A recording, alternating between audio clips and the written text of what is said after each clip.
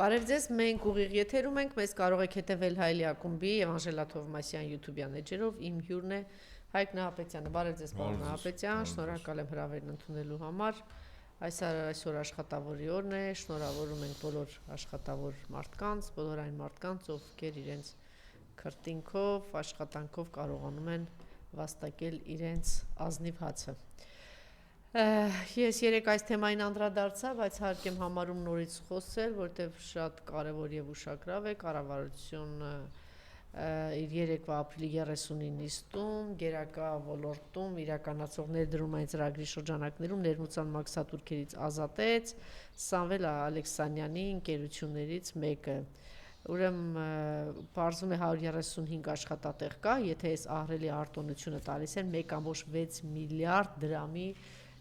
մասին է խոսքը, եթե տալիս են իրեն այս արտոնությունը, ապա ինքը 135 աշխատատեղի փոխարեն, այդ խնդրում եմ այս թվին ուշադրություն էլի պարոն Նահապետյան, ինքը խոստանում է, որ կունենանք 155 աշխատատեղ, 20 աշխատատեղ նորից լրացիչ կլինի, սա էր։ Արտոնություն ստանալու համար ներկայացած ապրանքների արժեքը կազմում է 1.6 միլիարդ դրամ, մաքսատուրքի ազատման արտոնությունը գնահատվում է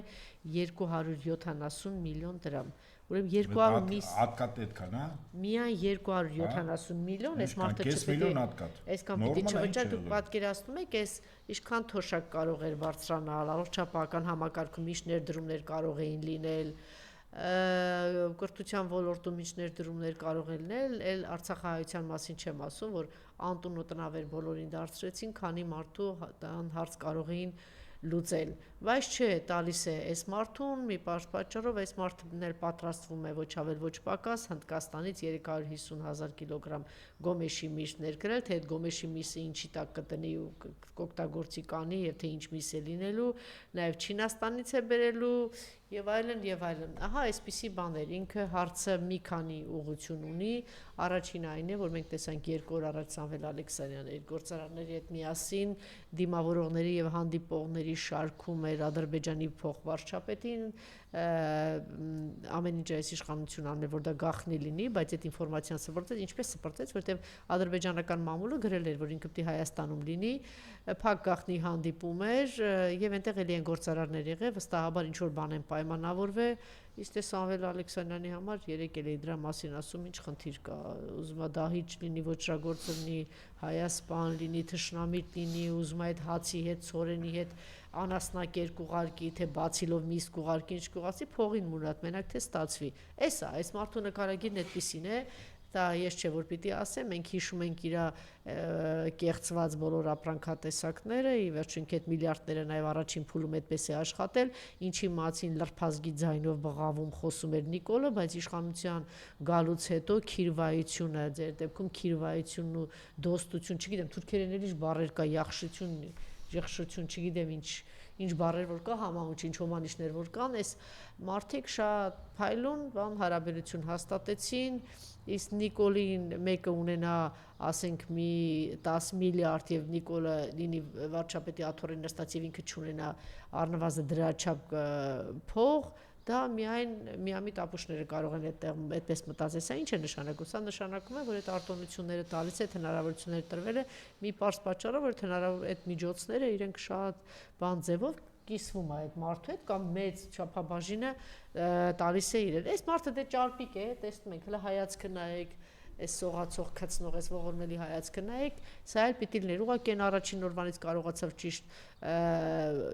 ներողություն եմ խնդրում այս բառերի համար, ուղղակի իրանք մեր խոսույթ են բերեմուծվել, բան, դա տգեղ բառեր են, բայց ինչ արած, եթե մենք այսպիսի իշխանություն ենք հանդուրժել, ուրեմն պիտի նաև այդ բառամթերքն էլ ուզած թե չուզած երբեմն կիրառենք իրենց հիշելուց, իհարկե կիրառենք, իսկ եթե ինչ որ բաներ կասկածում եք բան, բարեբախտաբար լավ է Հայաստանի Հանրապետություն դեռ շարունակում է ապրել պարոն Վանեցյանը, իսկ ինքը այդ երբ որ բան է անկեղծության պահեր է ունենում, շատ լավ պատմում է, թե ումից ինչքան է քաշել, քերել, տարել եւ ինչ գումարներ են ուզել այս գործարարներից, մի մասը հենց այն գլխից տվել են ու քիրվայությունը իրենց մոտ սկսել է։ Սա հարցի մի կողմն է եւ հիշում ենք, թե ինչ էր բղավում Նիկոլը, եկել են բանը վերջ օլիգարխիային հիշում եք, վերջ մենաշնորին, ավելի սուպեր մենաշնորային դիրքերում այս մարդը հայտնվել, քո Վիվարոյի տերերը ավելի մենաշնորային դիրքերում են հայտնվել, քո Նարեկ Նալբանդյաններ չէ, Նարեկ Նալբանդյանները ավելի մենաշնորային դիրքերում են հայտնվել, քո մասին ու Անայի մասին չեմ խոսում, թե դուք ինչ մենաշնորային դիրքերում եք հայտնվել, ինչ միլիարդների տերեր են դարձել։ Մի կողմից սա է, մյուս կողմից անհասկանալի ինչ մթերք է գալու այստեղ, թե ինչ բացիլներ ու ինչեր են բերելու իրենց այդ Հնդկաստանի այդ միսը կամ Չինաստանից ինչ է լինելու, դրա մասին մենակ բանը երևակայել չի, ով որ քիչ թե շատ գիտի թե ինչ սանիտարային հիգիենիկ պայմաններ են հատկապես Հնդկաստանում, երեք էլիս ասեցի ես եղել եմ, դա սարսափելի է։ Եթե մի անգամ այդ կտորեղենի արտադրություն դուք մտնեք, ես չգիտեմ հնդկական ինչ-որ բան կկրեք, թե ոչ, ել չեմ ասում իրանց ամենաբարձրակարգ ռեստորաններում բացառություն են հյուրանոցներում, որ ասենք ամերիկյան են, ֆրանսիական, անգլիական, եթե հնդկական է, ես չգիտեմ, դա ինչ սարսափ է եւ ինչ է, դե ինչ արած, հիմա այս մարդը այդ ուղղությամբ է գնացել, դե ամենայն հավանականությամբ շատ ավելի էժան եւ մատչելի է, մի կողմից սա, եւ ամենակարևոր հարցը, դե կարծում եք պատահական է, որ արոտավայրերը ամբողջությամբ տվել է թշնամուն, 3 Հայաստանի Հանրապետության չափ տարածք, Երևանի չափ տարածք, այդ խնդրում եմ ուշադրություն, Երևանի չափ 3 տարածք Նիկոլի իշխանության գալուց հետո Հայաստանի Հանրապետությունից արոտավայրեր են հողերը հանձնվել Ադրբեջանին 3 Երևանի չափ տարածք։ Դուք պատկերացնում եք, թե այդ արոտավայրեր սա նշանակում է, որ անասնապահությունը պիտի զարգանար, գյուղատնտեսությունը պիտի զարգանար, մի հատ այդտեղ են ավիրում, մի հատ էլ հիմա այսքան միլիոնների արտոնություն է տալիս ահռելի մի օլիգարխի, որ իր միլիարդները կրկնապատկեն ու հետո կիսվի Նիկոլի հետ, եւ մյուս կողմից անասնապահությունը ոնց են սպանելու, որովհետև դու չես կարող, նախ դու մրցունակ որևէ չի կարող, որևէ մեկը լինել Սամվել Ալեքսանյանի հետ, ինչու, որովհետև 3 4 օրվանից արդեն իր հետ չէին կարող մրցունակներ, որովհետև ամենամեծ ներկրողն է 1, ամենամեծ արտոնություններ ունի 2, ինքը իրացնելու ամենամեծ տեղեր ունի, որովհետև մոլեր ունի, չէ, ամենահեշտությամբ ինքը կարողանում է իրացնել, այսինքն այստեղ որևէ արտադրող իր հետ չի կարող մրցունակնել, հեսա միլիարդները քառապատկվելու են Լֆիկի եւ բանի Նիկոլի Սամվել Ալեքսանյանի եւ Նիկոլի միլիարդները կրկնապատկվել է եւ բացի այդ փոխանակես գումարը ներդնեն, որ անասնատնտեսությունը, անասնապահությունը զարգանա, գյուղատնտեսությունը զարգանա եւ մարդկանց ընդհանրապես դու եթե ավելի էժան են բերում, դրա փոխարեն քանի տնտեսությունն է Նիկոլը նորից, քանի գյուղատնտեսական եւ անաստապահական քանի տնտեսություն է ավիրում միայն այս քայլով Նիկոլը նորից ու նորից այնպես որ Հայաստանը ոչնչացնելու գյուղատնտեսությունը ոչնչացնելու հայերին ոչնչացնելու քաղաքականությունը ամեն կետով պարոն Ապետյան եթե ասենք այս կետով Մուստաֆայևը եկել է բան են պայմանավորում այն կետով չէ իրանք չեն հանգստանում իրանք բոլոր ուղղություններով Հայաստանը ոչնչացնում են իսկ դե ինչ է սպասելու ձեզ սիրելի հայրենակիցներ 7-ից հետո դրա համար կարծեմ ես առանձնապես խելք պետք չի միայն այսպես մի ակնթարթ եթե մտածեք ինչ են վերել այս թրքահապատակները մեր գլխին եւ ինչ են պատրաստում արնել կարծեմ բավարար է ես կխնդրեի այս թեմայի հետ կապված նախ աշխատավորի օրվա հետ կապված այո կարևոր շատ կարևոր օր է տոն է աշխատանք որը արդյունք է տալիս հավելյալ արժեք է ստեղծում պետական բյուջեն գումար է մտնում բայց ոչ երբեք չարչիություն ոչ երբեք օրինակ քանի որ այստեղ որոշակի առումով արդեն խավ է ստեղծվել ցավոք սրտի բայց տարիների աշխատանքի արդյունքում օրինակ կարող է Փաշինյանը որպես օրենսդրական նախաձեռնություն առաջարկ մտցնել Հայաստանում պետական մակարդակով նշել ստախոսի օր, դավաճանի օր, թշնամու օր, չարչիի օր, ուրացողի օր, ադրբեջանցի օր, ինչու ոչ։ Ասենք այսպիսի օրեր են, որտեվ մեծ հաշվով են քաղաքականություն, որ հիմա վարվում է, այս տեսակն է գեներացվում, ստեղծվում, պատրաստվում եւ այլն։ Հիմա ինչ վերաբերվում է հարկային արտոնություններին, դա ակնհայտ է, որ այն հարկային արտոնությունները, որ տրվում է որոշ գործարար մարդկանց, բարիք ստեղծող, արտադրող, կազմակերպող, ես այդ պրիզմայով եմ նայում, այսինքն եթե Հայաստանի Հանրապետությունում տնտեսվարող սուբյեկտներ, կառավարող անձինք Հայաստանում են իրենց հիմնական գործունեությունը ծավալում, բյուջե է գումար լցվում, աշխատատեղ ապահովում, իրենք համարվում են մեծ հաշվով ազգային էլիտա, ազգային բուրժուազիա, այսպես ասել։ Բայց որ այդ բուրժուազիան իշխանությունների ձեռքին գործիք է ժողովրդի դեմ, ազգային պետական շահերի դեմ, դա այլ խնդիր է։ Եվ ակնհայտ է, որ օրվա իշխանությունների հարկային արտոնություններ տերմինի իմաստը ատկատն է։ Ընդհանրապես ոչ ավել, ոչ պակաս։ Հետո երբ որ կան լավ ժամանակներ, մեկ էլ կպարզի, որ Հայաստանում տարբեր բարձրաստիճան չինովնիկներ տարբեր երկրներում հարյուրավոր միլիոնավոր, եթե ոչ ավել դոլարների անշարժ շարժական գույք բիզնես ունեն, մենք հասկանանք, թե այդ ատկատների, այդ հայկային արտոնությունների օպերացիայի իմաստը որն է, հիմնադրամներին մուծվելու իմաստը որն է։ Սա ընդունենք ի գիտություն, թե հետո այդ ամեն ինչը ոնց հետ կվերադարձի, դա այլ մասնագիտական խնդիր է։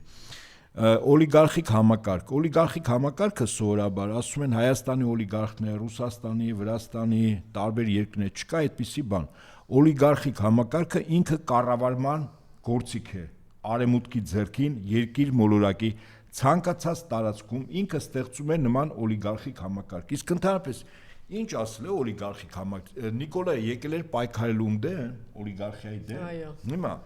մեզ լսողների համար ես ընդհանրապես մի քանի րոպե փորձեմ բացատրել ինչ ասել է օլիգարխիկ համակարգ եւ ինչու ստեղծվեց նման համակարգ։ Ուրեմն նախկիններում երբ մի պետություն հաղթում էր այլ պետությանը մարտի դաշտում, գրավում էր այդ տարածքը, եթե ֆիզիկապես չէր ոչնչացնում ժողովրդին եւ ասենք իր ժողովրդի մի մասը գար այդ տարածքում ապրել։ Ինչպես թյուրքական ցեղերը Ալթայից եկան, երկիր մոլորակի Խաչմերուկում բնավորվեցին, տնավորվեցին, պետություն ստեղծեցին։ Եթե այդպես չի, եւ նվաճվում է մի երկիր, հիմա այդ երկրի իշխանությունները եթե կարգվում են այդ երկրի ներկայացուցիչների կողմից, ապա այդ երկրի վրա դրվում է հետեւյալ խնդիրը։ Աշխատել մետրոպոլիային հաղթող երկրին, ասենք վասալ են դառնում։ Մուծվել այսքան։ Ասենք 20% քո ունեցած ամեն ինչից, ինչ արտադրում ես։ Եթե պատերազմ է, մետրոպոլիան գնում է այլ մետրոպոլիայի դեմ պատերազմի, ապա իր ենթակա տարածքից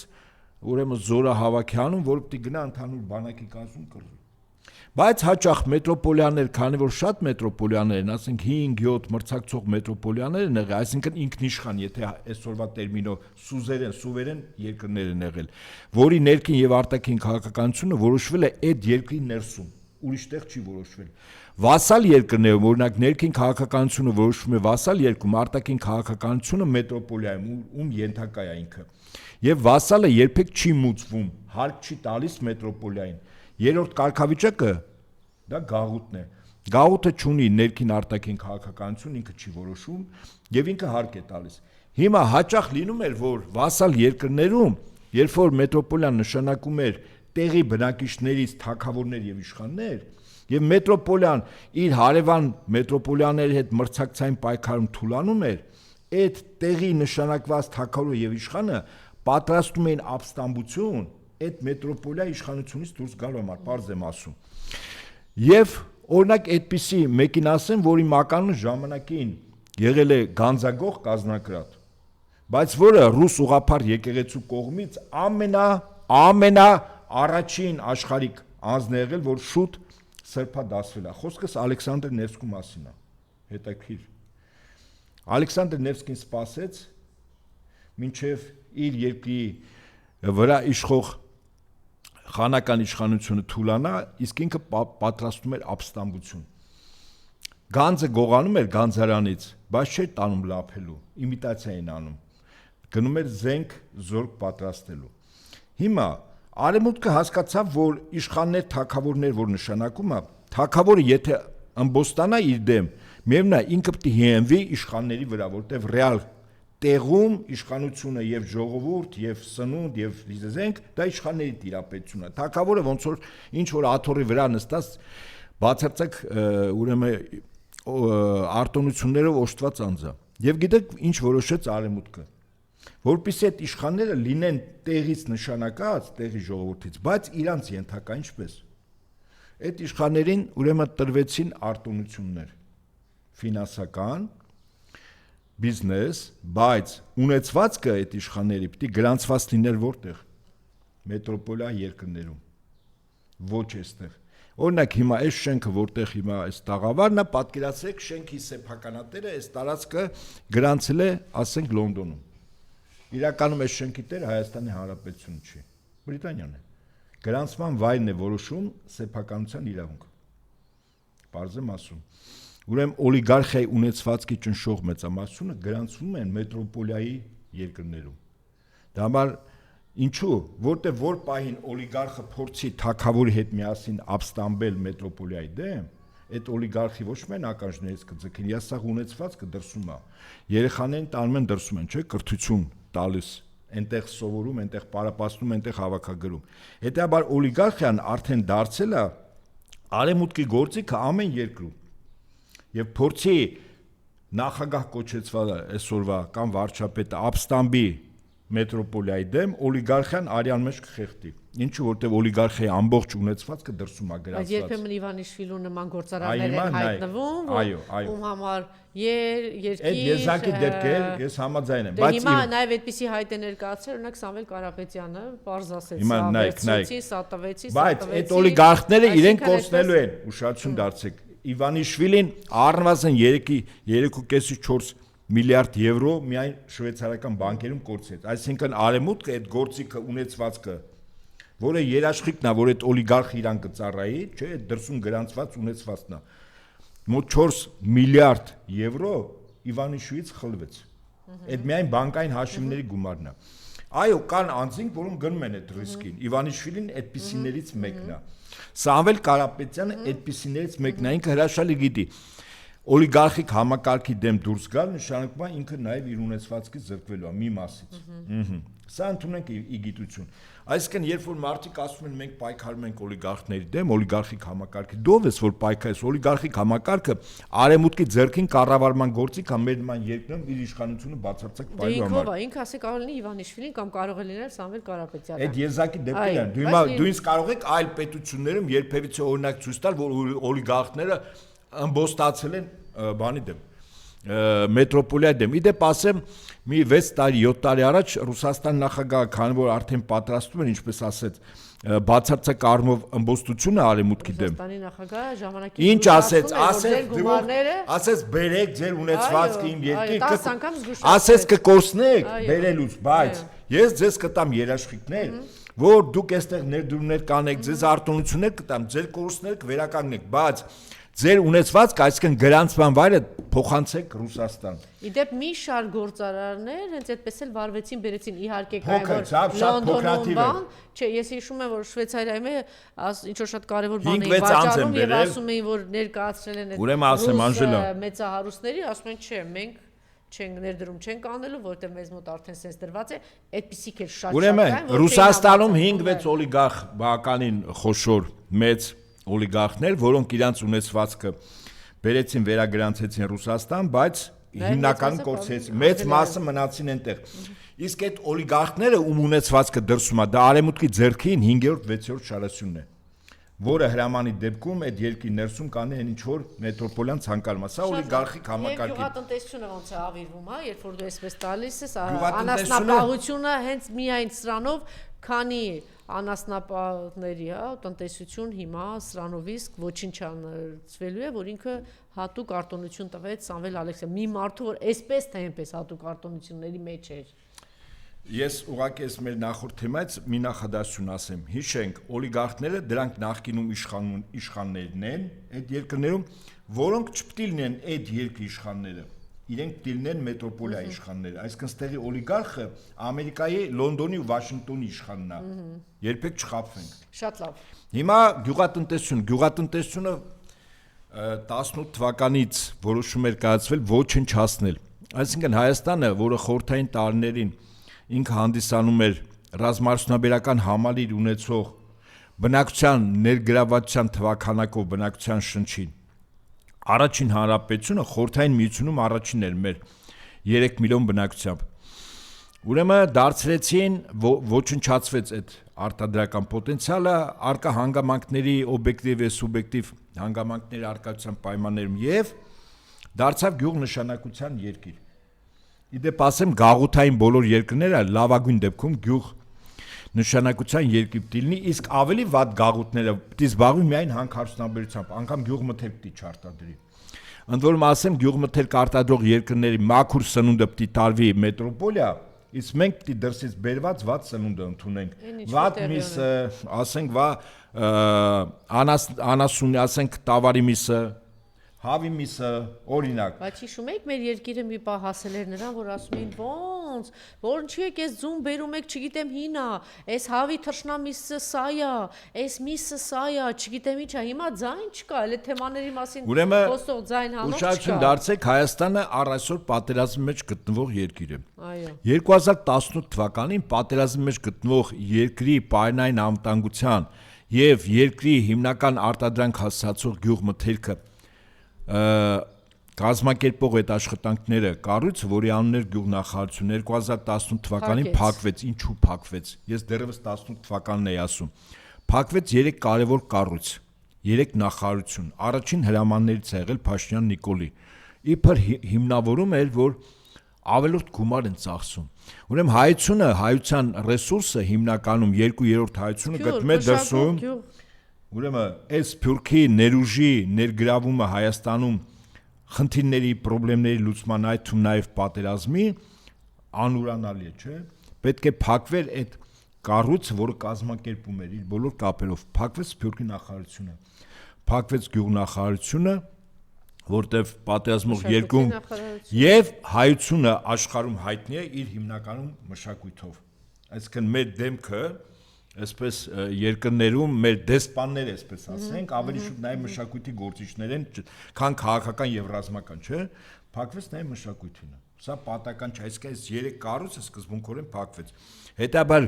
գյուղատնտեսությունը Հայաստանում պիտի մեռնի։ Վերջին հարվածը ասեմ ինչպես է հասցվելու։ Օրվա իշխանությունների վարվող քաղաքականության հետևանքով, այդ թվում նաև որ մայիսի 4-ից 3-ից 5-ը այստեղ ինչ որ եվրոպական քաղաքական համայնքի մեծ համաժողով է լինելու, այստեղ դրա մասին խոսենք, ինչ են գալուս, ես ուղղակի ասեմ, հա, ես հիմա ասում եմ։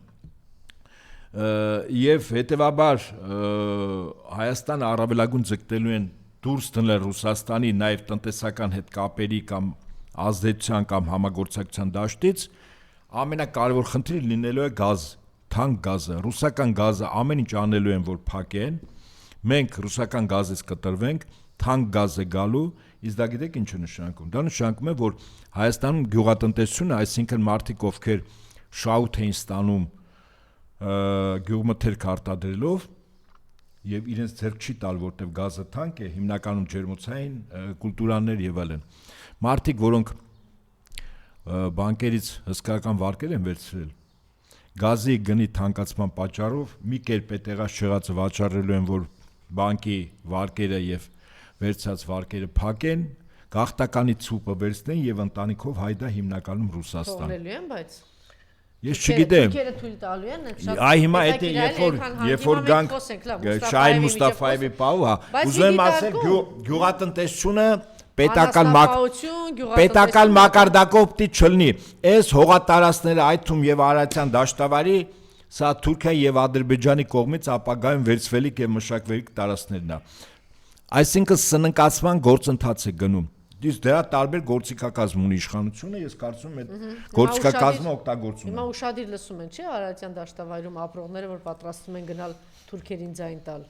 Ասենք Արամ Սարգսյանին, չգիտեմ, Շիրինյանին, Նիկոլին, ինչևէ, բայց այս ամենով հանդերձ ես ասեմ, որ այնքան էլ հանգիստ չի Նիկոլը, որտեղ այսպիսի ինֆորմացիաներ են տարածում, պարոն Նահապետյան, որ իմիջայլոց, ուրեմն Ինչը հայտնի է, որ Նիկոլ Փաշինյանի նախընտրական հիմնական նախաձեռնություններից մեկը պարտադիր բժշկական ապահովագրություններ, ճիշտ է, լուրջ խնդիր է առաջացրել հիվանդանոցներում, հատկապես ասեմ պոլիկլինիկաներում եւ դեղատաներում, պոլիկլինիկայի բժշկուհիներ կան, սրանից հետո օրինակ ստացել են 17000 դրամ աշխատավարձ, 70 խայտարակություն է սա, այն որ ամբողջ օրը են ծատի ուղեղով մեկը այդպես բանա ներկայացնում, թե չգիտեմ ինչ ռեֆորմներ արի, ասեմ, որ կոլապսի առջև է կանգնած համակարգը եւ ուղղակի մի շարք պոլիկլինիկաներում խնդրելով, աղաչելով առայժմ պահում են այդ բժիշկներին, ինչ որ բան խոստանալով, որ հիմա ռադ կլինի կգնա Նիկոլը եւ այս ամեն ինչը կավարտվի, այս բանով։ Համակարգը պատրաստ չի եղել ոչ բոնուսային աշխատավարձային մեխանիզմի ներդրմանը, ոչ էլ հիվանդներին նման մեծ հոսքի հունվար ամսի, ուրեմն մարտ ամիսներին բազմաթիվ բժիշկներ աշխատել են առանց աշխատավարձ կամ չեն ստացել անգամ իրենց ֆիքսված աշխատավարձը։ Սա փաստ է, պարոն Ահապետյան, որ ֆիքսվածն էլ անգամ չեն ստացել։ Միաժամանակ դրանց պարտադրել են ամբողջությամբ թվայնացնել իրենց աշխատանքը առողջապահության նախարարությունից ֆինանսավորում ստանալու նպատակով։ Ուրեմն թվայնացնելուց հետո ինչ է տեղի ունեցել, երբ որ արդեն հաշվարկ է տեղի ունեցել, պարզվել է, որ իրանք պիտի իրենց այնքան ծանր աշխատանք են տալ, մի 3 անգամ շատ պիտի ստանալ, ավելին, չգիտեմ տեղյակ եք թե ոչ, պարոն Ահապետյան, ուրեմն 2 շաբաթ հետո բոլորին ստիպում են բժիշկներին պոլիկլինիկայի, որ գան հիվանդանոց շաբաթ եւ կիրակի օրերը ամբողջը ջնջեն։ Ուրեմն ամբողջը թվայնացել մուտքագրել են, թե քանի հոգու են սպասարկել, ինչ են արել, որից պիտի բոնուսներ գա, հաշվարկ են արել, որ այդ բոնուսները շատ է, ստիպել են բժիշկներին, որ այդ ամեն ինչը ջնջեն։ Չհամարձակվես Անահիտես, չգիտեմ ինչ ես, ասես որ այսպիսի բան չկա։ Ձեր սրիկա խարդախ գործունեությունը դուք ինչ եք արել բժիշկների եւ հատկապես պոլիկլինիկայի բժիշկների գլխին եւ ոչ միայն։ Այս իրավիճակում ուրեմն բազմաթիվ փորձառու բժիշկներ սպառնացել են աշխատանքից ազատման դիմում ներկայացնել։ Դա տարածվել է ամենուր, բայց ուշագրավն ինչ էր, հատկապես ես ուշադրություն դարձրեցի այն ինֆորմացիայի վրա, որ սա տարածվում էր, օրինակ շատ մեծ հիվանդանոց է Աստղիկ բժշկական ուրեմն կենտրոնը, որը գիտեք ում է պատկանում, ոչ ավել, ոչ պակաս, նույն Նիկոլի սրտի օլիգարխ Սամվել Ալեքսանյանը, նույն ինքը լֆիկ են ասում, չգիտեմ ինչ են ասում, Սամվել Ալեքսանյանը եւ ինչ է պարզում է, որ Սամվել Ալեքսանյանը ուրեմն գլխավոր բժիշկներին հավաքել են եւ ասել են, որ համբերեք, 1 ամսից կգա Սամվել Կարապետյանը իշխանության։ Այսինքն ինչ կարող ենք ասել, որ իրենք թեպետ համագործակցում են, բայց իրենք էլ են հասկանում, որ այս ամեն ինչը շատ խալխուր վիճակում է, որտեվ լավ հասկացանք, որ ասենք կարողա թրքազգի լինի, թրքահպատակ լինի, ինչ որ բաներ, այդ մարդու համար մենակ փողն է կարևոր, բայց նույն Սամվել Ալեքսանյանը հասկանում է, չէ՞ որ այն ինչ որ արեցին Արցախում 2 օրվա մեջ, կարող է ասեցյան շպրտեն չգիտեմ ուր, իհարկե ինքը կարող է մասնավոր ինքնաթիռով չգիտեմ հասցնի փախչել, բայց այդ ամեն ինչից, այո, 5 րոպեվա մեջ, որտեվ իր ունեցվածքի մեծ մասը էստեղ է, Սամվելը կմնա։ Բայց թուրքերն հենց կասեն մի հատ ռադերի, ամեն ինչը կվերցեն, իրանք կասեն մի հատ, այսինքն դուք չգիտեք Արևմտյան Հայաստանում թուրքերը ինչ են արել, դուք չգիտեք Բաքվում ինչ արեցին 89-90-ականներին, դուք չգիտեք Սումգայիթում ինչ արեցին ադրբեջանցի Դուք չգիտեք Արցախում ինչ արեցին 3 տարի առաջ։ Ինչ ապտի Սամվել Ալեքսյանը ինչքան էլ ասի, ես թուրքեր են գիտեմ, աղբեր են, ուզում ես արյան անալիստամ, ինչ են ասելու։ Ասելու են չի ասնելու, չէ։ Սա ինչի համար եմ ասում, որ դի Նիկոլը հասկանա, որ այս մարդիկ 5 րոպեով փախնելու են։ Փաստորեն ամբողջ համակարգը սպասում է, թե Նիկոլը երբ պիտի գնա եւ Սամվել Ալեքսանյանը, Սամվել Կարապետյանը գա իշխանության։ Այնպես որ Նիկոլի վիճակը շատ լուրջ է, ծանր վիճակում է Նիկոլը։ Անկամ այն արտոնություններ տվող, չգիտեմ ինչ պայմաններում ապրող գործարարները եւ իրենց պատկանող հիվանդանոցներն ու բժիշկները բոլորը սպասում են, թե երբ ռադլնի գնա Նիկոլը։ Լավ, հիմա քանի որ առողջապահական համակարգի մասին խոսք գնաց, սա միայն առողջապահական համակարգին չի վերաբերում, նոր դրանից առաջ մեկ գյուղատնտեսության մասն ենք, չէ՞ խոսում։ Ուրեմն գաղութային երկրներում պետական կառավարման համակարգ, որը պետք է մրցունակ լինի այլ պետությունների, պետք է գոյություն չունենա։ Եթե նախկինում նման համակարգ, այսինքն նախարարություններ եղել են, որտեղ մասնագետներ են, այդ նախարարությունների գլխին կամ մի մասը փակում են նախարարությունների, կամ նշանակում են կառավարության անդամներ, այսինքն նախարարներ, տգետներ, որոնք իրենց գործից չեն հասկանում,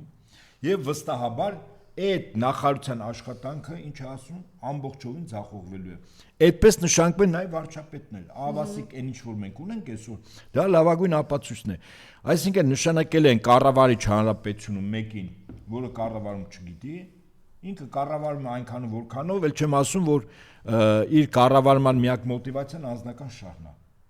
Իր շահի իշխանության համար պատրաստ է զիջել ամեն ինչ։ Հիմա նայեք, ուշադրություն դարձեք, մեր նախարարություններում ղեկավարները ովքեր են, ոչ փողոցը լենկոմ դնենք, ոչ մասնագիտական կրթություն, ոչ աշխատանքային փորձ, ոչ ցույց տված արդյունքներ։ Պարոն Ապետյան, խնդրում եմ ցույց տակ ասեմ, ուրեմն փաստորեն սրանց փոխնախարարիչով Ռուբինյան, փոխարտ գործնախարար, այս մարդկանց առաջին աշխատանքը առհասարակ 40 տարեկան, չգիտեմ ինչեր են։ 40 տարեկանում արդեն երկիր էին ազատագրում, թորների էին սպասում ու չգիտեմ ինչ էին անում, ճիշտ է։ 40-ի մոտ դուք պատկերացնում եք ինչքան բառադի անպիտան, ինչքան դու պիտի անգրագետ անպետք լինես, որ դու չկայանաս այս ազատ աշխարհում, որևէ միտեղ դու գրանցված աշխատող չես, աշխատանք չունենաս, առաջին գրանցված աշխատանքը եղել է փոխարտգործնախարար, ասենք ֆինանսների նախարար, ֆինանսների փոխնախարար, դուք հասկանում եք, փողոցից բերած չկայացած։ Հիմա խնդիրը սա է, որ մենք հասկանանք, ուրեմն Նիկոլին բերում է Բրիտանիան մի վեցը Նիկոլի առաջ ցուցակա դնում, թե ում պիտի նշանակի նախարարներ։ Մարդիկ, որոնք այդ համակարգը փայլուն կերպով պիտի ձախողեն, որտեղ ոչ գործ են հասկանում, ոչ ցանկություն ունեն։ Օրինակ առողջապահության նախարարի մասին չէ խոսք գնաց։ Ես օրինակ եմ բերում։ Մարդը ոչ առողջապահական կրթություն ունի, ոչ աշխատանքային փորձ, ոչ ցույց տված արդյունք։ Ինչ կապ ունի։ Շատ էլ ամուսինը Բալկանի լավ կապեր ունի Բրիտանիայի որոշ կառույցների հետ եւ երկար ժամանակ նախկին իշխանությունների ժամանակ հոգեմետ դեղերի առևտրով զբաղվել, բայց ամենակարևորը լավ կապ ունի Արմեն Սարգսյանի հետ, ասեմ իմանաք համատեղ ինչ որ հիվանդանոցներ, բան էսպիսիներ, բաներ։ Բայց կարևորը էս չի, կարևորը օրինակ եթե օրինակ Բրիտանիան Արմեն Սարգսյանը գնացել է, բայց տեսնում եք ինչ մեծ ականջներ ունի։ Ամեն ինչի հետևից էս Արմեն Բրիտանիան Արմեն Սարգսյանի դերքո չէ, այո, Հայաստանը էս կործանողներին բերել եւ Արցախի որի մամուլից էր իմացել, տականք սրիկ է, Արմեն Սարգսյան սրիկ է, երկրից թռնող սրիկ է, նախագահ ա եղել իր արևին, երկիրը կործանվել է թռնող, տուրիստ էր բերել։ Հիմա ուշադրություն դարձրեք։ Արեմուտքը տարբեր հատուկ ծառայություն կոնկրետ մի վեցը տարբեր գործիքակազմերով է, հա, նշանակում տարբեր չափորոշներով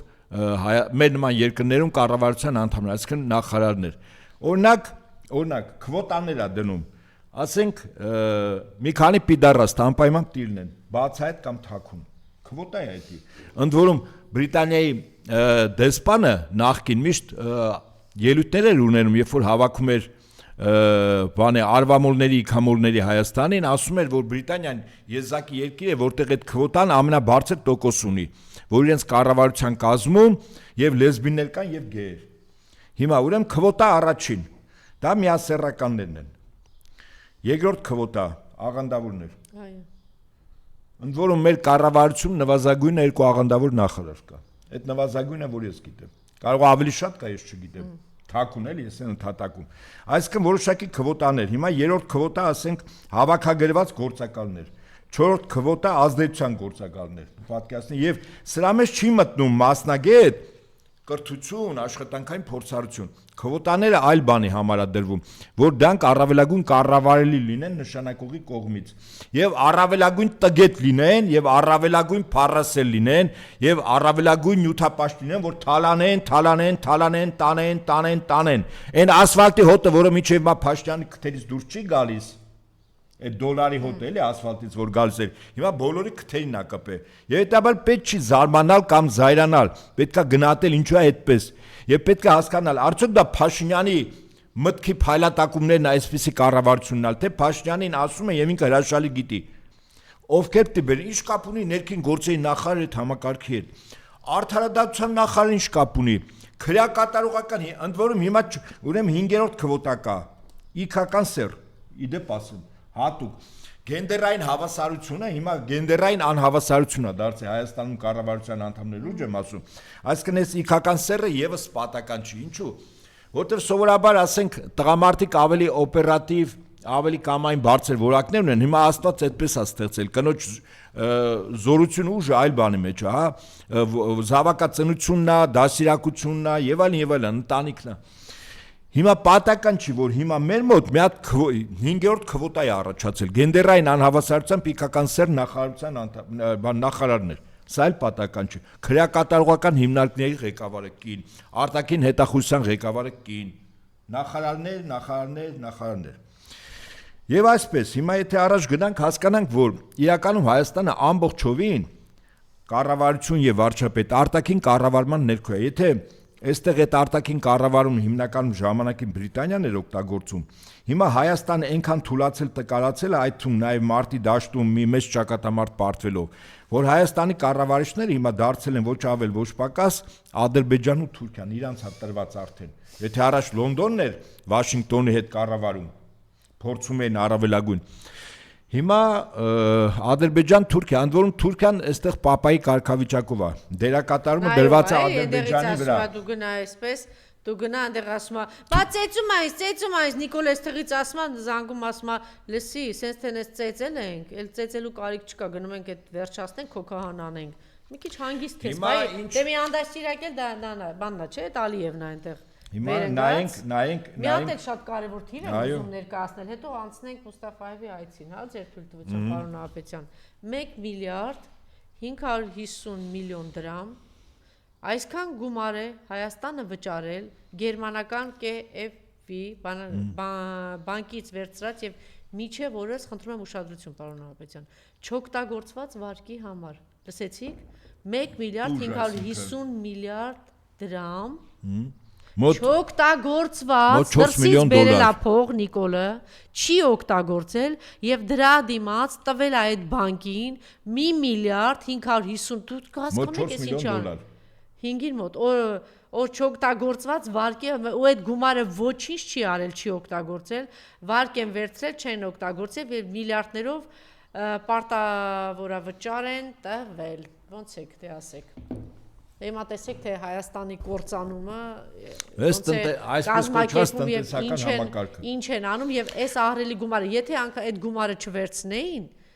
այս գումարով նորից եմ կրկնում քանի գյուղատնտեսության զարգացման երկրի զարգացման բանակի զենքի դե հիմա գնացեք ու մտա այն անտարբեր վերընկած ձեր կենցաղով ապրող այն մասսան, որ մտածում է մենակ ուտի, չի լսում ինքը, չի լսում։ Իրան ասում ես 300,000 ադրբեջանցի աբերու, գալի է քեզ մորթի տունը, քեզ շպրտելու է, ինքը չի լսում։ Չէ, չեմ լսում։ Ես հարսանիք ունեմ անելու, ես կնունք ունեմ անելու, ես բան ունեմ, չգիտեմ ինչի հարց ունեմ անելու։ Չէ, այդ հարցերը իմ կենցաղային, պիտի գնամ, չգիտեմ ինչ գնեմ, ինչ չի ուզում այդ հարցը։ Տեսեք հիմա այս ոնց է կործանում Հայաստանը։ Այս կոչվում է մի ժամանակ կարգախոս կար, պայքար մինչև վերջ, սա կոչվում է թալան մինչև վերջ։ Սա է հիմա, այս իրականության մեջ ենք։ Իդեպ ասեմ, այսպիսի վիճակում փող չունեցողներ այսօր միլիարդերներ են, միլիոնար դե ախր դոլարային միլիարդերներ են։ Մենք զարմանում ենք, մենք հասկանանք, որ մեր նման երկրներում զարգացում հասկացությունը ինքը հակացուցված է։ Ինչ զարգացում, երբ որ խնդիրը թալանն է, խնդիրը ոչնչացումն է։ Խնդիրը Հայաստանի չլինելն է։ Դե թալան ոչնչացում մեծ հաշվով պետություն չի լինելու։ Այն վերջին բանում, հետո մյուս կողմից այսպիսի բան կա, գիտեք, պարոն Ալբանյան, ուրեմն պարզվում է, որ նրանք ովքեր որ այդ լոտոներից բանից միանգամից մեծ գումար են շահում, ասենք այսքան միլիոն չգիտեմ ինչ։ Դու գիտեք, որ 98%-ը հակված է ինչի միանգամից կորցնում են, որտեղ իրենք պատրաստ չեն այդ գումարին։ Իրանք ուզում են անհետ աննորմալ բաներ անել եւ արագ կորցնում են։ Հիմա նույնը, փողոցից եկած բոմժերի կույտ ոչ մի բանի պատրաստ չեն, մեկ էլ իրանց, ասենք, թուրքերը արևմուտքը բերել է, որ իրանց բոլոր այլանդակ հատկանիշների համար նստացրել է այստեղ, մեկ էլ իրանց ձեռքը միլիարդներ, ինչ է երկիր անկել, բան ինչ պետք է անեն։ Դի կորցանի ու վերացնեն, չէ՞։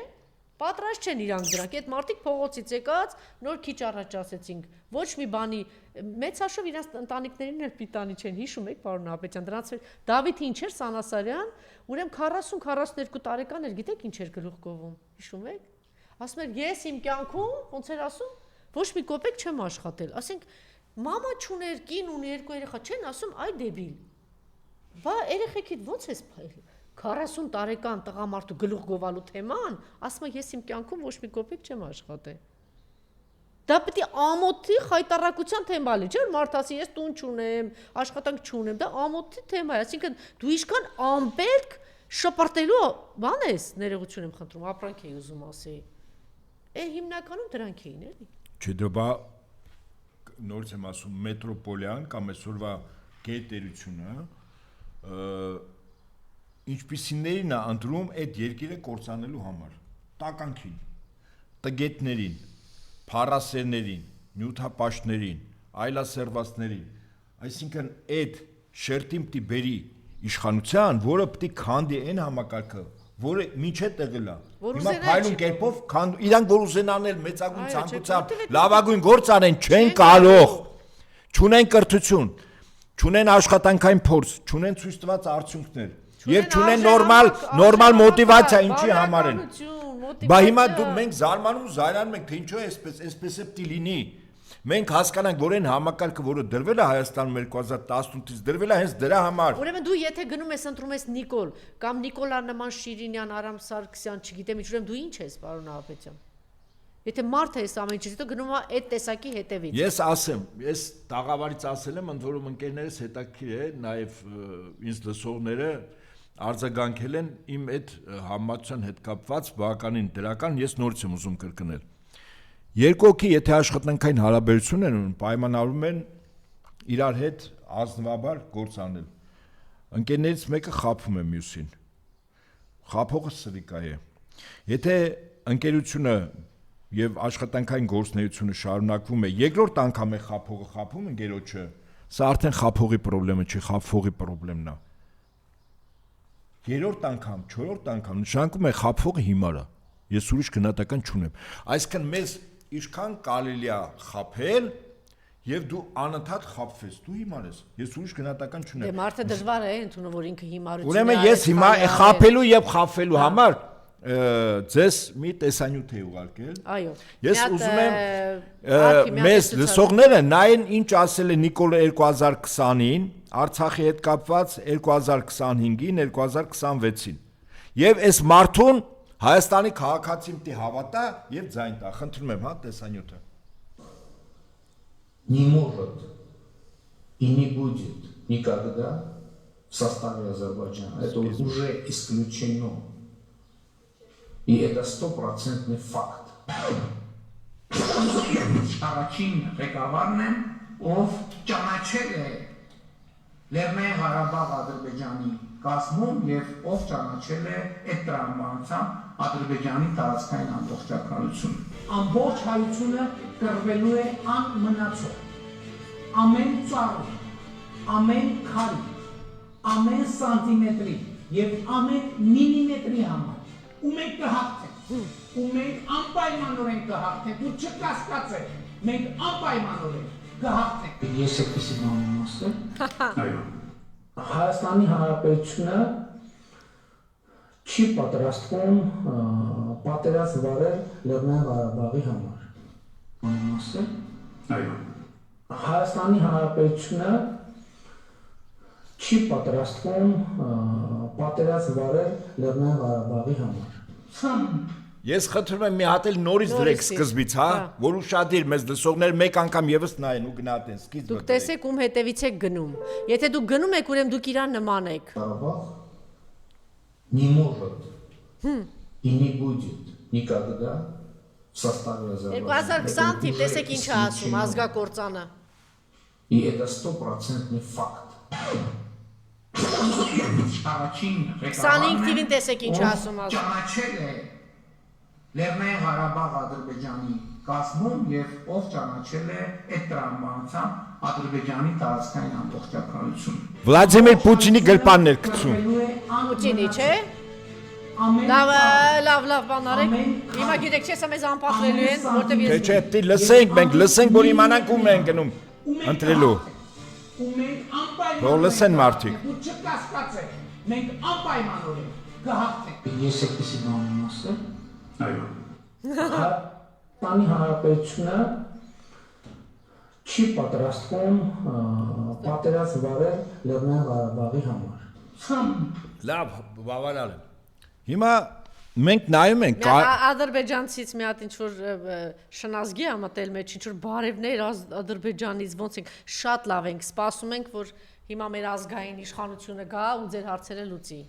Այս սրանց հարցերը լուծի, դուք հանգիստ նստեք Ադրբեջան։ Հանգիստ նստեք, հեսա մեր ազգային գրում է Պրիվետ իզ Ադրբեջանը։ Հեսա կգա բարևում ալը, մի հատ էլ հայերեն ասում։ Հեսա կգա մեր ազգային իշխանությունները, սպասի։ Մենք ասենք ինչա սպասում Ադրբեջանն, ասեմ ես։ Ընդ որում իմ գնահատականներում հիմնականում ես չեմ սխալվում։ Հատ էս ստախոսին չեք ուզում, Ուրեմն ստախոս ինքնին արդեն ասեց, թող մեզ դրսողները գնահատեն այս անձին, գնալու իրենց այդտա, որ հիմա 100%-անոց խաղաղություն, բարեկեցություն, ինքնիշխանություն եւ այլն նույն ձևով է ապահովելու, այնպես ինչպես Արցախի հարցն էր ապահովում։ Հիմա ինչ վերաբերվում է ադրբեջանցուն, ասեմ ինչ է սպասում Ադրբեջանին։ Օրերս Ուկրաինայի նախագահը գտնվեց պաշտոնական այցով Ադրբեջանում, Ալիևի հետ ստորագրեց ռազմատեխնիկական համագործակցության պայմանագիր։ Ուրեմն Եվրոպան հիմա Ռուսաստանի դեմ պատրաստվում է մեծ պատերազմի։ Ընդ որում ավանգարդում այդ մեծ պատերազմի գտնում է Ֆրանսիան։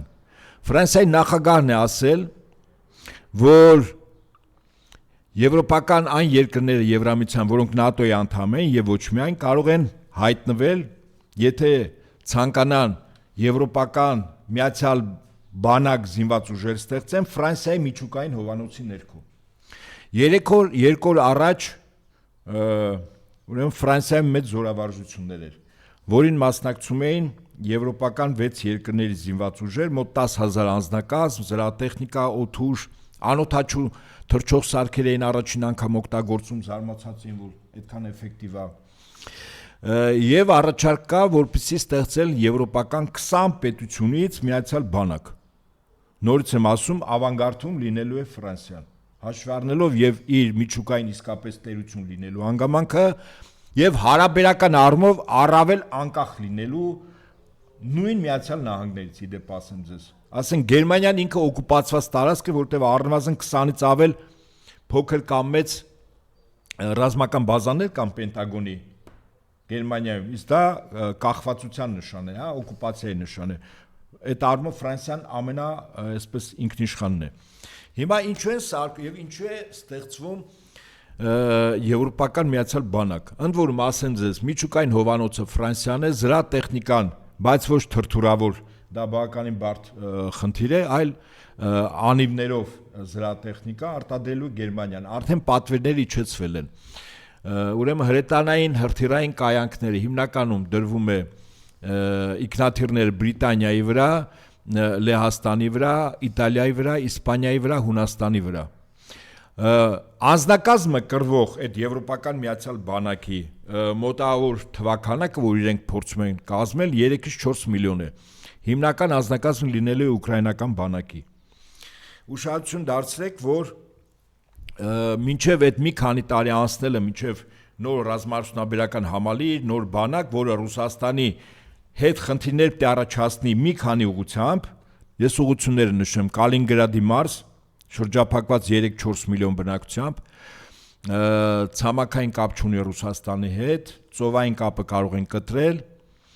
Մոլդավիայի Մերձ Դնեստրի Մոլդավական Հանրապետություն 400,000 Ռուսաստանի քաղաքացի ռուսախոս, որը եւս անկլավ է, երրորդ ուղղությունը հարվածային, որ կարող են հարվածել, դա հարավային Կովկասն է, Ռուսաստանին 4-րդ ուղղությունը Միջին Ասիական Հանրապետություն, 5-րդ ուղղությունը Հեռավոր Արևելք, այնտեղ Ճապոնիան։ Հիմա պատրաստվում է Ռուսաստանի դեմ այս մի 2-3 տարվա ընթացքում մինչև Եվրոպան ամբողջովին զինվի, բանակը ստեղծի նոր հարցակում։ Այս ընթացքում, այս պահին արտադրում է եվրոպական 10 երկրներում, որոնք ՆԱՏՕ-ի անդամ երկրներ են, անօդաչու թռչող սարքեր, իբր Ռուսաստան, Ուկրաինայի եւ այդ երկրի համատեղ ձեռնարկությամբ։ Ընդ որում, այդ անօդաչուները բավականին բարձրորակ են, կարող են երկար թռչել, հոբ համակարգից սովորաբար խուսանավում են եւ դրա լավագույն ապացույցը էս վերջերս Տուապսեի եւ Պերմի վրա նավթավերամշակման գործարաններին հարվածելն է, բավականին լուրջ վնասներ են կրել ռուսական կողմը։ Ուրեմն մինչև հիմնական բանակի եւ զինվածության ուրեմն ստեղծումը անօդաչուներ են աշխատելու։ Ռուսական կողմը ասել է, որ այդ երկրները, որտեղ արտադրվում են անօդաչուները, մեզ համար հանձնանում են ռազմական թիրախ։ Ես ինչու ադրբեջանցին հիշեցի։ Կնքվել է պայմանագիր Ադրբեջանի հետ, նման անօդաչուների արտադրություն դրվում է նաև Ադրբեջանում, նաև թուրքական ներկայացությամբ, որը պետք է տրվի Ուկրաինային, որ Ուկրաինան օգտագործի Ռուսաստանի դեմ։ Այնպես որ շուտով ձեր երկիրը թիրախավորվելու է Ռուսաստանի կողմից, այնպես ինչպես եվրոպական 10 երկրները։ Սա մեր ադրբեջանցի մեզ հետևողի։ Մուստաֆայևի Հիմա Մուստաֆայևի հետ կապված։ Այո, եկել է որպեսզի Հայաստանի նախ ասեմ ձեզ Մուստաֆայևի հետ հանդիպել եմ նախ այցը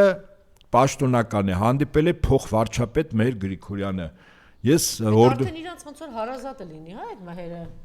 երկուսը հանձնում են այդ հանձնաժողովների ուրեմն անդամ դելիմիտացիայի դեմարկացիայի սուս ոնց է տարածքները տալիս է այդ շակալ հիմա հələ դու ինչ պատասխան պիտի տասես ազգին հիմա շարունակությունը լսեք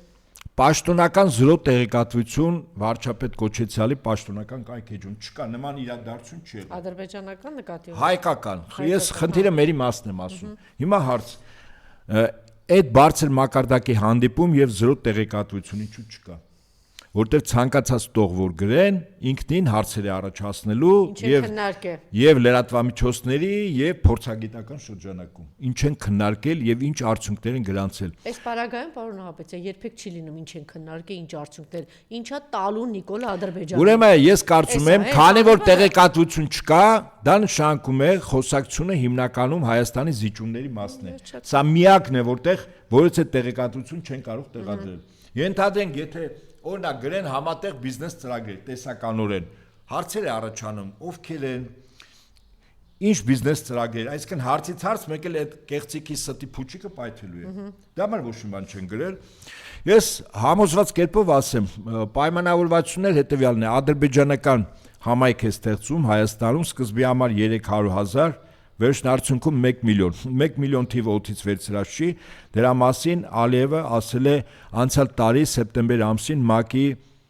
ասամբլեայի 60-րդ նստաշրջանում ելույթի ժամանակ որ Հայաստանից գաղթել են 1 միլիոն ադրբեջանցի 1 միլիոն ադրբեջանցիներ վերադարձի խնդիր կա սկզբից 300,000 եւ հետաբար հիմա պայմանավորվածություն բնակավայրերի ընտրություն, անվտանգության խնդիրներ, աշխատանքներ։ Հարց չի բարձրացել, չէ՞ որ 1 միլիոն հայ 800,000 որ պիտի վերադառնան Ադրբեջան, որ պիտի փոխհատուցում լինի, որ Արցախը չէ, բա ինչ անում այդ մհերը։ Հետո ա վաշե։ Հետո ա ինքը ընդհանրապես։ Հա? Անձավ որի որ առաջին ինքը բան է, դրանց միջի ամենատենց բանն է, էլի, աֆյորն ամենաշուտ թռնողն է լինելու, որտեվ ինքը գիտի ինչ էր տվել։ Հիմա հարգելի հայրենակիցներ եթե չկա նման տեղեկատվություն պաշտոնական այցի ընդ որում ասեմ ձեզ սովորաբար ոչ բարեկամ երկրի ղեկավարը որ գալիս է դեոլ զուրնով չեն դիմավորում մենք Ադրբեջանի հետ առ այսօր պատերազմի մեջ ենք որտեղ Փաշինյանը հետևողականներին ուզում է ստորագրել Ադրբեջանի հետ մի փաստաթուղթ որի անունն է խաղաղության կրկնում եմ խաղաղության համաձայնագիր կամ պայմանագիր թե դրանք բան է տարբեր բաներ են համաձայնագիր պայմանագիր բայց խաղաղության Եթե մենք պատերազմի մեջ ենք, պատերազմող երկրի պատվիրակությանը դոհլ զուրնով են դիմավորել։ Նույն օրը Հանրապետության հրապարակում մոտ 5,000 պարող խմբակներում ուրեմն պատանիներ ինչ որ բարի օր են նշել։ Ես կարծում եմ պատական չի Հանրապետության հրապարակ կառավարության շենք եւ Շահին Մուստաֆայևի այց։ Նահապետյան հնարավոր է մի օր էս ազգակործանն ասի ես ծառայել եմ իմ հայրենիքին հասկանում եք չէ։ Ինքը ծառայում է իր հայրենիքին։ Հա երբ ծառայում է։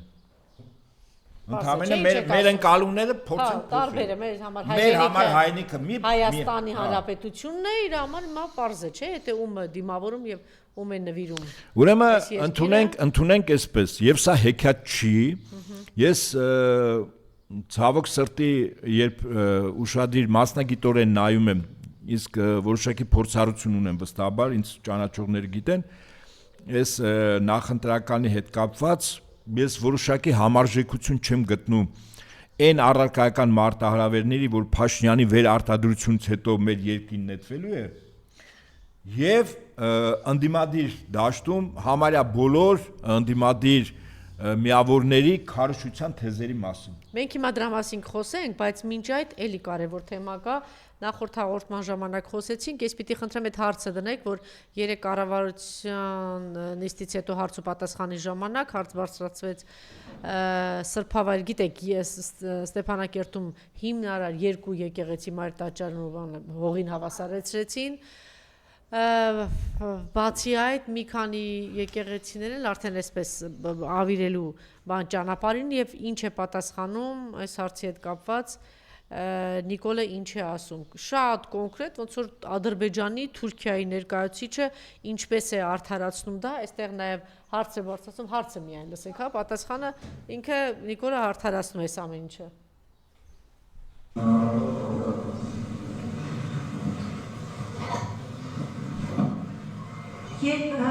Պարոն Փաշինյան, երբ Արցախի եկեղեցիների քանդման մասին էիք խոսում,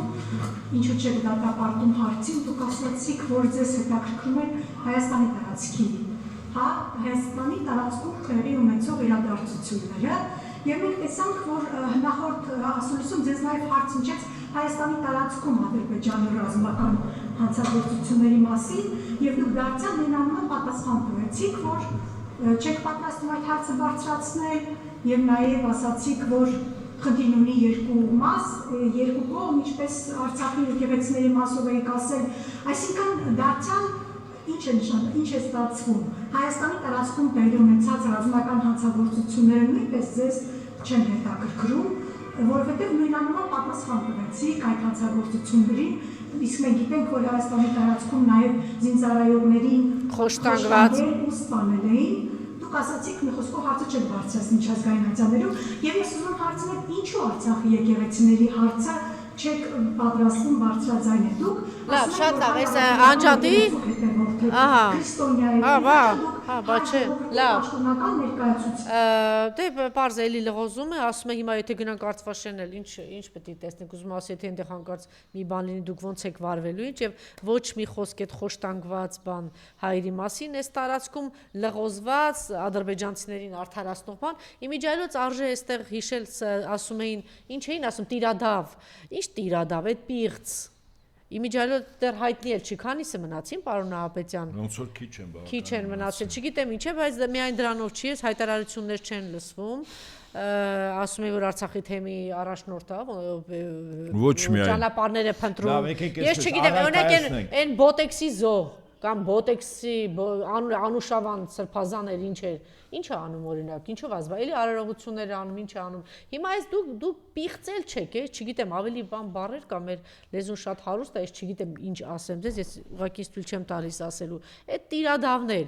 այս մարդը պղծված, ավիրված եկեղեցիների հետ կապված ասում է մեջ դուք այդ բանով է ինչ է զբաղված, բարենորոգմամբ, կճոյան ես ինչ աղպես, այն մյուսը, էս հա ձեր բարենորոգումը։ Հա, ավիրված եկեղեցու հետ կապված, ես խնդրում եմ էստե ու ընդհանրապես չգիտեմ ժամանակը չի, որ սրանց կարգալույծանի, հա, ասենք թե այն խուժանը, կոնկրետ մասիացնոտի հետ առաջնորդի հետ Գևորգ, խուժանա, այդ խուժանին, բայց ինքը խուժանա, այդ խուժանին այսօրվա այս ազգակործան իշխանությունը ոստիկանությունով պահում է, մարդուն բանից իր ժողովրդից պաշտպանում է ոստիկանությունը, հոգևորականին, հասկանես խուժանել չես, բանձիտ ես, չգիտեմ, սրիկա ես, ինչ ես, հիմա մի հատ դրանց մասին խոսեք, էլի, այս պահին, որ այս պղծությունը շարունակվում է,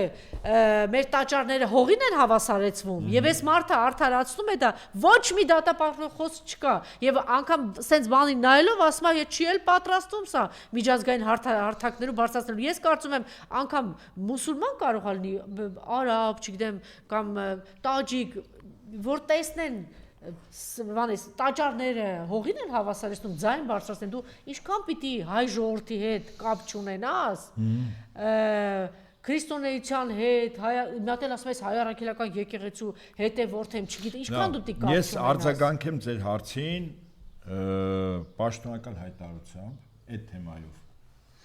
Մայր Աթոր Սուրբ Էջմիածինը խստորեն դատապարտում է Կովկասի մուսուլմանների վարչության հայտարարությունը, որով փորձ է արվում արդարացնել Ադրբեջանի իշխանությունների կողմից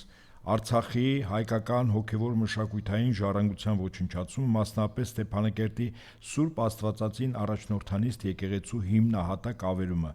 Սրբավայրերի պղծումը, յուրացումը կամ ոչնչացումը չի կարող արդարացվել որևէ քաղաքական, վարչական կամ կեղծ իրավական ձևակերպմամբ։ Արցախի անկախության շրջանում կառուցված եկեղեցիները ապօրինի շինություն որակելը մերժելի է եւ այդ պատճառաբանությամբ սրբավայրերը կործանելը, հողին հավասարեցնելը կրոնական ու մշակութային ժառանգության պաշտպանության միջազգային սկզբունքների բացահայտ ոտնահարում է եւ մշակութային եղեռնագործություն։ Բացահայտ անհիմն եւ ստահոդ է Կովկասի մուսուլմանների վարչության մեղադրանքը հայոց եկեղեցու հասցեին Հայաստանի ու Ադրբեջանի միջև խաղաղության հաստատմանը խոչընդոտելու վերաբերյալ, հասկանում եք որտեղ են տանում։ Խաղաղությունը խոչընդոտվում է պատմական ճշմարտության կեղծմամբ, բռնի տեղահանված արցախահայերի իրավունքների ոտնահարմամբ, Արցախի հայկական ժառանգության յուրացմամբ եւ հայկական հետքի հետևողական վերացմամբ։ Մայրաթոր Սուրբ Էջմիածինը կոչ է անում միջազգային կրոնական եւ իրավապաշտպան կազմակերպություններին, մշակութային ժառանգության պաշտպանության բոլոր պատասխանատու կառույցներին գործուն քայլեր ձեռնարկել կասեցնելու Ադրբեջանի կողմից հայկական մշակույթի ոչնչացման ծրագրված քաղաքականությունը։ Իսկ այդ 10-ից 7-ն են մնացել, 3-ը չկան։ Ուր են դրանց ծպտուն կա, ինչ որ կեցված կա։ Ջրանուշավան, Կճոյան, մի հատ Սամվել էր։ Եվ հետեաբար արձանագրենք հետևյալը, եկեղեցին հետևողական է, իրեն տրված իրավունքների, լիազորությունների, ասենք, շրջանակում կեցված դրսևորելու այն ինչ կատարվում է։ Իսկ տիրադավերը, բերանները սկոչած, վախվորած, ոստիկանության եւ անվտանգության աշխատակիցներով շրջափակված, այդպես բան են անում։ Քիչը հենց նոր Սալավյովի էջում գրեցին Ադրբեջանը դադարեցնում է համագործակցությունը Եվրոպարլամենտի հետ, Եվրախորհրդարանի հետ, парламент страны на пленарном заседании։ Հիմա այդ մարդիկ դա են եւ կարծում եմ երկրային դատել են ունենալու, այնպես չի որ երբ պահը գա եւ տիրոջ դատաստանի արժանանան ըստ իրենց արած ու չարածների պատասխան կտան։ Այստեղ էլ ժամանակ դեռ կա եւ յուրաքանչյուրը իր արածների համար պատասխան է տալու, այնպես չի որ մտածում են հանգարց կարող անցնի։ Գնանք միտեղ կծվարենք, թաքնվենք, գնանք, ասենք, պլաստիկ վիրահատություն կանենք, սերներս կփոխենք, հա, իքական կդառնանք, չեն ճանաչի։ Ճանաչելու ենք, բերելու ենք, դատելու ենք։ Իսկ դրանց առաջ ես որ թեմայի մասն էր խոսքը Անժելա։ Գերմանացի падգամավորներից մեկ ասլի, եթե այսպիսի քաղաքականություն Գերմանիան եւ Եվրոմիությունը շարունակեն, մենք երկու դար հետ են գնալու եւ կարետներով ենք շրջելու այս ես ասում եմ Եվրոպան մեծ երրորդ մեծ սխալը կարող անի Ռուսաստանի դեմ պատերազմի производства нет работы нет այդ աղետի մասին է խոսում եթե դուք այսպես մենք շարունակենք беда уже случилась Россия останавливает поставки Казахского нефти весь дружба ուրեմն дружба это Սատարով այո դադարեցնում է Ղազախստանից Ռուսաստանը դադարեցնում է եւ այս աղետի մասին է խոսում իրենց պարլամենտի անդամը գերմանացի թե ինչ աղետ է իրենց սպասվում այնպես որ աշխարհը իսկապես շատ արագ է փոխվում եւ պիտի նաեւ սրան պատրաստ լինել։ Մենք հյուրեր ենք, չէ՞, շուտով ունենալու եվրոպական քաղաքական համայնքի մի երկու օրից, էլի, հա։ Ես կարծում եմ այսպես, քանի որ Բրիտանիան ծրագրավորել է վաղուց, որ Ռուսաստանի դեմ ամբողջ պարագծով ռազմական գործողություններ պետք է լինի, որի նպատակը ոչ թե Ռուսաստանին մարտի դաշտում հաղթելն է, որը անհնար է, այլ մեծաթիվ զոհերի տնտեսական ճգնաժամի կոլապսի պայմաններում Ռուսաստանում իրականացնեն 5-րդ եւ 6-րդ Շարասյան օժանդակությամբ իշխանափոխություն։ Բուն նպատակը այդ ամբողջ պարագծով պատերազմներ դա է, այնպես ինչպես Ուկրաինայում արեցին,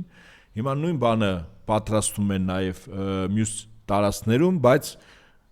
այդ տարածքներում պետք է զինական ուժ լինի, որը Ռուսաստանի դեմ կռվի։ Հարավային Կովկասում իմ գնահատմամբ պատրաստում է միացյալ բանակ, ընդ որում այդ բանակի կազմում պետք է լինեն եւ Հայաստանի, եւ Ադրբեջանի, եւ Վրաստանի քաղաքացիները։ Ախորժակներից Քացախ։ Իրենք այդպես եղավ, փորձ արվեց 1918 թվականի մարտ փետրվար-մարտ ամիսներին, երբ ստեղծվել էր Անդրկովկասյան Սեյմ, Հայաստանի, Վրաստանի եւ Ադրբեջանի այսպես կոչված իշխանությունների եւ բրիտանացիները հայտնի գնդապետ Ստոքսի ժամանակ մի 5 արտաքին հետախուզության սպայի ուրեմն կազմակերպմամբ միացյալ բանակ էր փորձարուն ստեղծել բոլշևիկյան Ռուսաստանի դեմ պատերազմելու։ Իդեպ հիմա այդ առաքելությունը տարածաշրջանում իր վրա է վերցել ոչ ավել ոչ պակաս Ֆրանսիան։ Եվ հիմա Մակրոնի այստեղ գալը։ Երկու դրվագով առաջին Մակրոնի գալը, ըստիս մնացածները ջուր է։ եւ երկրորդ ասում են Զելենսկին է գալու։ Զելենսկու գալը ինքնին կրկին անգամ այդպես խիստ ձեռնոց նետել է Ռուսաստանի կողմը, կարծես թե ասում է, որ ես ընդհանրապես Ռուսաստանի հետ անգամ Ռուսաստանի թշնամին իմ բարեկամն է։ Ասենք եթե Զելենսկին գա, գրկախառնվել, համբույրներ, ասուլիսներ, ջերմ ընդունելություն, ջերմ ճանապարհում եւ այլն, ակնհայտ է, որ սա Ռուսաստան դեմ է ուղղված, զուտ քարոզչական գործնականում բան չկա, բայց Մակրոնի գալը ես խիստ վտանգավոր եմ դիտում, ինչու։ Մենք միշտ հիշենք, այդ թվում նաեւ ես հորդորում եմ ընդդիմության այն փորձագետներին եւ հանրային լսան ունեցող անձանց, որոնք այսօր նաեւ նախընտրական շրջաններում իրավունք ունեն եւ խոսք են ասում իշխանությունների վարվող քաղաքականության մասին, իրենք անպայման պարբերաբար անընդհատ հիշեն Արցախը հայաթափվեց 2022 թվականի հոկտեմբերի 6-ին Պրահայում ստորագրված հայտնի փաստաթղթից հետո Մակրոնի եւ Միշելի հիշեք մեր այն արյունը որ թափվեց 23 թվականի սեպտեմբեր 19-20-ին Արցախում եւ հայաթափումը սա առաջին հերթին Մակրոնի կողմից Միշելի խղճի վրա է։ Իրենց պատասխանատվության ներքո խիղճը կթողնենք իրենց վրա պատասխանատվությունը մենք դեռևս այդ ժամանակներ հույս ունեմ կգա որտեվ Ֆրանսիայում երբ գա նորմալ իշխանություն, իսկ Մակրոնը ինքը Բրիտանիայի Ռոթշիլդների ընտանիքի կողմից նշանակված անձ է։ Մակրոնին եւս կարելի է մեր ապագա դաշնակից Ֆրանսիայի իշխանությունների հետ պայմանավորել եւ Մակրոնին նաեւ հայկական կողմը դատի տա։ Ուղղակի Ֆրանսիայի քաղաքականությունը ես նորից եմ ասում, մեզ համար խիստ վտանգավոր է առայժմ որ ֆրանսիացիները հիմա մտել են մեր ուժային կառույցներ տարբեր կարգավիճակներով եւ մեր բանակը պատրաստում են ՆԱՏՕ-ի ստանդարտների։ Ինչու, որտեվ Ռուսաստանի դեմ, Ռուսաստանի հարավի ուղղությամբ պատրաստվող հարվածային ուժը կամ հարվածային բռունցքը պետք է լինի նույն ստանդարտներով, նույն զինվածությամբ, նույն մարտավարությամբ, նույն ռազմավարությամբ, ուրեմն բանակ, դա ՆԱՏՕ-ն է։ Հիմա Հայաստանը ՆԱՏՕ-ի ստանդարտների մեջ չի, բայց աշնանաբար բերվում է, իսկ բերողները ֆրանսիացիներն են։ Հիմա ինչ ասել է, ես ոնց եմ մտածում Մակրոնի կառավարությունը ինչ մեծագույն վատությունը կարող է անել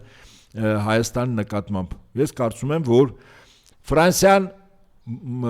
ուրեմն խնդիր ունի այսօր հոսանքի արտադրության, հաշվի առնելով, որ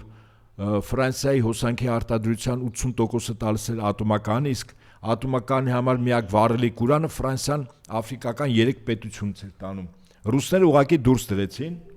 այդ պետություններից Ֆրանսիային, բայց ռուսների վիճակն էլ էս վերջին։ Հիմա Մալիում կռիվ գնում է, հասկանում ենք, գնում է կռիվ, դե մրցակցություն է գնում, կռիվ է գնում, բայց չընդունենք, արձանագրենք, որ ֆրանսիացիները հոսանքի արտադրության, այսինքն հոսանքի սպառման լուրջ խնդիր ունեն։ Եվ ըստ իս ֆրանսիացիները որոշել են, որ իրենց այդ խնդիրները լուծեն գազի հաշվին, բայց ոչ թե գազ բերվի ինչ-որ տեղից բավականին թանկ, այլ այս պահին միջերկրական ծովի մեջ կան գազի հսկայական պաշարների հանքավայրեր։ Մի մասը, իդեպ ասեմ ձեզ, Գազայի հարևան տարածքում է, որտեղ պաղեստինցիներն են միջերկրական ծովի եւ որտեղ Իսրայելը նաեւ խնդիր ունի այդ տարածքները ամբողջովին վերցնել, որ այդ շահագործումը գազի հանքավայրի ամբողջովին իրելնեն, կա նաեւ գազի հսկայական հանքավայրեր, ոչ ավել, ոչ պակաս Կիպրոսի հյուսիսային մասում, որտեղ Թուրքիան վերցել է, այսպես կոչված չեզոք ջրերում, բայց որտեղ թուրքական կողմը վերահսկում է այդ տարածքները։ Իմ կարծիքով Ֆրանսիան կարող է, այսպես ասենք, ամբողջությամբ մեզ ներկա Ֆրանսիան, մեզ տալ Թուրքիային եւ Ադրբեջան ամբողջությամբ տեղը վերցնել այդ գազի 3-4 հանքավայրերը։ Ես կարծում եմ, որ Ֆրանսիայի նախագահի այստեղ գալը պայմանավորվածությունները մեր ժողովրդի գլխի տակ փափուկ բարձ դնել է, որ Ֆրանսիան այո փուփուշ երկիր է, բայց ոչ Ռոթշիլդների նշանակած Մակրոնով։ Այո։ Եթե խոսում եք, չմտածեք, որ դա տարածում է ողջ Ֆրանսիայում։ Ֆրանսիայի մասին ես նորից եմ ասում, Ֆրանսիայում կլինի իշխանափոխություն, խոսքս հիշեք։ Հայաստանում կլինի իշխանափոխություն եւ Մակրոնը 22 թվականի հոկտեմբերի 6-ի ստորագրած փաստաթուղթը, որը ճակատագրական եղավ մեզ համար Արցախի հայաթափման, մենք Մակրոնին պատասխանության ենք ենթարկելու։ Հա, եւ մի կարևոր բան կա, պարոն Ապետյան, նորից չնայած դուք այն քիչ գործիչներից եք, որ անընդհատ դրա մասին խոսում եք, մենք պիտի մեր ժողովրդին հասցնենք, որ այս փուլում հիմա հակառուսական քարոզչությունը դա հակահայկական է։ Դա մեզ մեջ սերմանել են տևական ժամանակ այդ նույն դրսի ուժերը դեռ 90-ականներից շատ խորքային կերպով։ Իմիջիալոց դրա զոհը մենակ մենք չենք դարձել, անգամ Ռուսաստանում էր դա։ Չէ, այդ որ եկան լիբերալներ, չգիտեմ, ազատականներ եւ ինչեր, մեծ հաշվով հիմա Լիմոնով եմ կարդում եւ ասում է անգամ Սալժենիցինի նման մարդը չհասկացա, որ այդ սովետական միության մեծ բանը, որ ինքը տանում էր դրա դեմ գնում էր, այդ խորքային իմաստով հակառուսականությունն էր, եւ դա հաստատվեց։ Հիմա մերն է մեծ հաշվով այդ սովետական միության դեմ կամ Ռուսաստանի դեմ այդ որ տանում է խորքը, մտածեք, մեծ հաշվով դա հակահայկականությունն է։ Ես գիտեմ որոշ միամիտներ ասեմ, թե այն մարդիկ, որոնք տգետ են կամ միամիտ են, չգիտեմ, չեն ուզում ընդունել, որ իրենք մեծ սխալ ճակատագրական սխալ են գործել եւ այսօր նրանք ովքեր որ գնացել են Նիկոլի հետևից եւ կամ չեն գնացել ընտրությունների կամ 21 թվականին գնացել ձայն են տվել, ձեր ճակատին գրած է դավաճան Արցախ ծախող երկիր ծախողներ։ Դուք դա չեք ուզում ընդունել եւ ես գիտեմ որ դա դժվար է, բայց դուք ձեզ արդարացնում եք նրանով, մենք ռուսների դեմ ենք, բայց դա ունի շարունակություն։ Եթե դու ռուսների դեմ ես, դու ուրեմն թուրքերի կողմ ես։ Եթե դու ռուսի դեմ ես, ուրեմն դու Արցախի կործանման կողմ ես, ուրեմն դու Թուրքի կողմ ես։ Այսա մենք չենք կարողանում հասցնել, երբ որ դու ականջներդ կախած, ես Վահագնի որդի Արմեն, չգիտեմ ինչա դրա անուն, ինչ որ մեկը կա տենց խոսում է, որ դու ականջդ կախած հայվանի պես դրան ես լսում, կամ դու Շիրինյան ես լսում, կամ Արմեն Սարգսյան ես լսում, կամ ինչ որ Խզմալյան ես լսում, կամ ինչ որ Խուշուրջյան ես լսում, դու քո սիրտը բացում ես եւ քո ընտանիքի տան դուռը բացում ես Թուրքի առջև, որտեւ այդ հակառուսականությունը, որ հնարավորինս շուտ էստեղից գնան, որ հնարավորինս շուտ այդ իրենց թուրքերը գան եւ հայերի հարցերը վերջնական լուծել։ Դուք չեք հասկանում, որ հակառուսականությունը հիմա դա ուղղակի նշանակում է սրտեր ու դռներ բացել Թուրքի առջև եւ դա հակահայկականությունն է եւ դա շատ սահուն կերպով այսօրվա իշխանությունները դա օգտագործում են եւ ասեմ որ հիմա Եվրոպան էլ է դրա վրա խաղում հիմա այս ինչ որ ինքը անում է Նիկոլին է օգնում թուրքերին է օգնում ինչի համար է պատրաստ Ադրբեջանի եւ թուրքերին օգնել որտեւ շահ ունի եւ ամենակարևորը միայն թե ռուսների այստեղից հեռացնից որ ռուսին հեռացրեց ով է այստեղ լինելու Պարզա չէ որ Մակրոնը չի լինելու, Մակրոնը այնքան ազնիվ է, ավարտված տականք չի, ասում է մենք չենք լինելու, թուրքն է լինելու։ Իսկ որտեղը որ անցնում է թուրքը, եթե տգետ չեք, կյանքում երկու գիրք կարդացել եք գոնե, կամ լավ մի գիրք կարդացել եք, այնտեղը որ անցնում է թուրքը, դուք գիտեք ինչ է լինում։ Եվ վերջում իմիջիալոց, որ ասում ենք բանը դուք ասում եք մենք դա չենք տեսնում մի դիտարկում հա նախ ես ուզում եմ ես մի առիթով խոսեցի դրա մասին որ ինձ համար անհասկանալի էր որ Սամվել Կարապետյանը սեղանին չկա Արցախի դրոշ ես հասկանում եմ գուցե խորհուրդ են տվել այնտեղ PR խումբը ասում է որ գիտեք մեր ժողովրդի մեջ հակաարցախյան բան այնքան շատ են դրել որ պետք չի Արցախի դրոշը լինի իհարկե հիմա ինձ կարող են ասել դու չպիտի ասես Սամվել Կարապետյանը միլիոնների ներդրում է Արցախում արել եւ իր համար Արցախը թանկ սուրբ տեղ է, բայց այդ PR-ից այդ ամեն ինչ էլ այն կողմ պիտի գնալ, որ ասում է բան կա, չէ, պարոն Ապետյան, չգրված օրենքներ կան, չէ, որ վերևներից, ներքևներից մեզ ասում են։ Հիմա սա է, մեկը սա եւ գրված եւ չգրված օրենքի Արցախը մեր հայրենիքն է եւ մենք չպիտի ոչ մի վարքյան ուրախանանք եւ չվախենանք, որ այս դրոշը դնենք։ Հետո մի հայտնի բան կա, ասում է սովետական միության ժամանակ երբ որ դասականներին թարգմանում էին, Աստված բառը գրում էին փոքրատառով։ Բայց դա չէր նշանակում, որ Աստված դրանով ավելի փոքր էր դառնում։ Այդպիսի որոշում կայացնողներն էին ավելի փոքր դառնում։ Հիմա Արցախի դրոշը կլինի, թե չի լինի, խոսեք թե չէ, դա չի նշանակում, որ Արցախի դերը հայ ազգի ճակատագրում ինչ որ մեկը կարող է փոքրացնել, այդպես չի պարոն Ապետյան, ինքը այնքան բարձր, այնքան ուժեղ է։ Միակ տարածքը, մենք չէ որ ինչ որ բան կասենք։ Ոչ էլ Սամվել Կարապետյան։ Այդ նույնա թե ոնց որ շարունակեք ձեզ այդպես պահեք, խորհրդատուները թո չորագլխություն անեն։ Գիտեք, այդ նույնա թե ձեռնոցն էլ ասուն նոյնահապետին, որից որպես ժառանգություն ստացել ենք նաև այդ տարածքը որպես մեր պատմական հայրենիքի մի աշխարհ, Արցախ աշխարհ։ Իրան ձեռնոցն է վերականգնել մեր արժանապատվությունը 1000 տարվա մեջ վերջապես մենք կարողացել ենք տարածք ազատագրել։ Այդպես է թե այդպես չի պարոն Միակ տարածքը, միակ ժողովուրդ արցախցիներ ջան, երբեք չընկճվեք։ Դուք ամենան եք, ամենաուժեղն եք, ամենապինդն եք, ամենակայունն եք, ամենահայրենասերն եք։ Ասում ենք Հայաստանը ձեր թիկունքին կանգնած, բայց եթե դուք այդպես կանգնած չլինեիք, մենք չէինք ազատագրի։ Ժամանակներ են կգան ու կանցնեն, դուք ձեր տեղն ու դերը ունեցել եք, ունենաք նորից ու նորից։ Սա ընդհանրապես մի դիտարկում Սամվել Կարապետյանի հետ կապված, բայց ինչ է ուզում ասել, ինչ շատ դուր է գալիս, դուք ասեցիք, որ բան է, բայց ես ադրբեջանցու նորից ասենք, էլի դուք համբեր եք, հələ մեր ազգային տղերքը գալու են իշխանության։ Դե իրականում ովքեր են։ Ուրեմն, որպեսզի այդ մեզ լսող, եթե իսկապես ադրբեջանցի է, ասում ես ադրբեջանցի։ Դե հիմա կարող է ֆեյք լինի, ասի ադրբեջանցի եմ, ինչևէ։ Ադրբեջան պետությունը ամբողջովին Բրիտանիայի եւ Թուրքիայի արտաքին կառավարման ներքո է։ Ձեր փոքրիկ սուլթանը, որին տրված է իշխանություն, այնքանով որքանով է իշխան։ Հիմնական երկրի բյուջեն լցվում է նավթի վաճառքից առաջին հերթին։ Նավթի արդյունահանման, տեղափոխման եւ մեծ վաճառքի տերը ով է։ British Petroleum-ը, բրիտանական 230 տնտեսվարող սուբյեկտ են իրականում Ադրբեջանի տնտեսության հենքը կազմում եւ ողնաշարը։ Թուրքիայի զինված ուժերի գլխավոր շտաբն է ամբողջովին կառավարում Ադրբեջանի բանակը։ Էս էլ Ադրբեջան պետություն, բազմազգ պետություն է, ընդ որում շատ ազգային փոքրամասնություններ ճնշված, իրենց առաջնորդները մի մասը բանտերում, մի մասը սպանված։ Երբ այդ ժողովուրդների հնարավորություն տրվի եւ իրենք զգան, որ պահն է ոտքի կանգնելու, ես ձեզ վստահեցնում եմ, Ադրբեջան պետությունը շատ արագ մասնատվելու է։ Թալիշները, որոնք իրանական բարձրավանդակի ժողովուրդ են, հիշելու են, որ իրենց պատմական հայրենիքը որն է եւ հրաշալի գիտեն, միլիոնից ավել թալիշ կա, թեև գրում են մի քանի 100,000 են,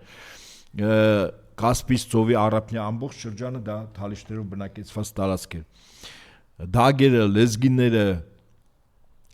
թաթերը, ուզում եմ ասել, որ այնպես չի, որ Ադրբեջանի այսօրվա հաջողությունը շատերի մոտ միգուցե գլխապտույտ առաջացնի։ Պահագա հիշեք Ադրբեջան պետությունը ինչպես ժամանակին 1813-ին Գյուլիստանի պայմանագրով 7 խանություններով Իրանից տրվեց Ռուսաստանին, քննելի ժամանակներով, այսինքն ժամանակն ու տարածությունը այդ պայմանագրի վրա չի ազդում։ Եվ Ռուսաստան հրաշալի գիտի ինչ ասել է Ադրբեջան։ Պահագա թող բոլոր ազգերը, ովքեր որ բնակվում են Ադրբեջանում, որպես բնիկ ժողովուրդներ, այդ տարածքի վրա ունենան իրենց ինքնուրույնությունը, կապ չունի պետական որ մակարդակով է կամ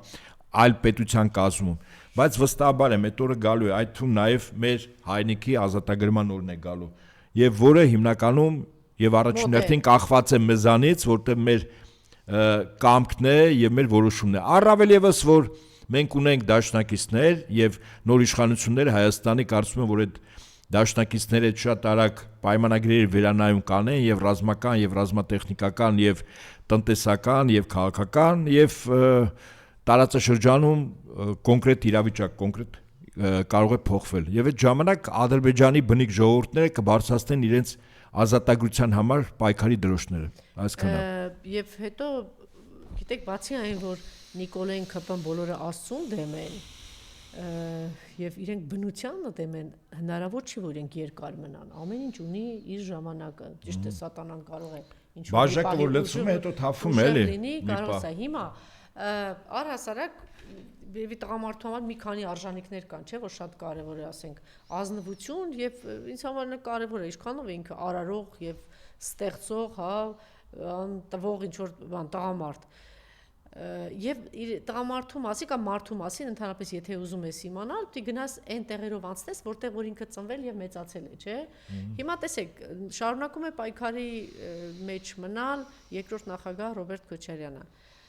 Գնացեք Պատտեք Արցախով, որտեղ ծնվել եւ մեծացել է։ Լեգենդի պես արցախցիները պաշտում են իրեն մեծ մասը, այսինքն եւ իրեն տեղսել են փոքր հասակում եւ երիտասարդ տարիներին եւ իր կամայնությունը եւ իր ուժը ոնց է հաղթել, ոնց է շենացրել, ինքը իրենց համար հերոս է եւ հիմա էլ այսպես մեծ սպասումով սպասում են թե երբ պիտի նորից իշխանության գա Ռոբերտ Քոչարյանը եւ վերականգնի մեր արժանապատվությունը եւ եթե տարեկան 12% աճ է եղել եւ խաղաղություն է եղել, նորից բան անի, չգիտեմ 600 անգամ այսպես մենք առաջ ենք գնացել եւ ամեն հայ նստած տեղը 5-6 անգամ հարստացել է։ Գնացեք պտտեք տաշիրով։ Տեսեք ինչ հիացմունք կա եւ ոչ միայն այդտեղ Սամվել Կարապետյանի նկատմամբ եւ ոչ միայն այդտեղով գնացեք ուր է գնացել ինքը Ռուսաստան Կալուգա, հա, ասում են գնացեք մի հատ այդ Կալուգայով պտտեք, մի հատ գնացեք, չգիտեմ, Մոսկվաները, որտեղ որ ինքը աշխատել է, դուք լսեք, ես օրինակ Մոսկվայում եի վերջերս, գիտեք չէ, պարոն Ապետյան, հավաքվում են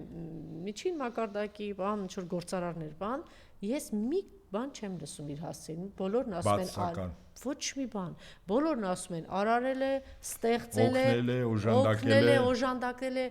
ինչ հնարավոր է Հայաստանը եւ ինչ հնարավոր է հայերի համար, եւ տեղի հայերի համար եւ եկած հայերի համար։ Նույնը կարող է գնալ պտտել Ամովյանով, տեսնել թե ինչ են ասում Գագիկ Ծառուկյանի մասին, չէ՞, դրա համար ասում, էլի նորից արարել է։ Հիմա տեսեք ինչ տղերք են դուրս եկել պայքարի։ Ու դրա կողքը բան չեմ ասում, մի հատ տեսեք, այս փոքր խմբակին ասեմ, մի հատ լավ, դուք չունեք հպարտություն, չունեք ինքնասիրություն, ոնց կարելի է արժանապատվություն, մի հատ տեսեք ովքեր են, եւ գիտեք ինչ շատ դուր է գալիս, իհարկե իր ոչը չի կարող դավաճանել Ռոբերտ Քոչարյանը, ինքն էլ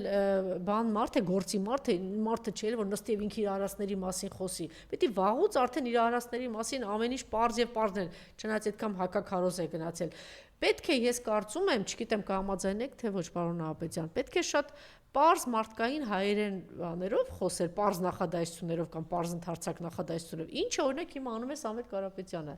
Շատ հստակ ասում է, գալու եմ,